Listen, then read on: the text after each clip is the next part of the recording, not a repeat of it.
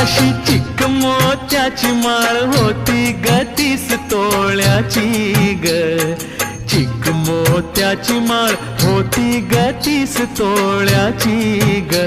जसा गणपतीचा गोंडा चौरंगी लाल बावटा ग.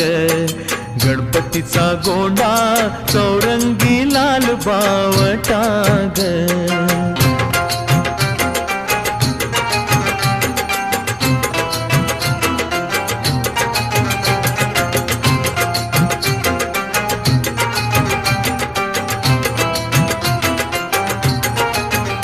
या चिकमाळेला रेशमी मौचार दोराग.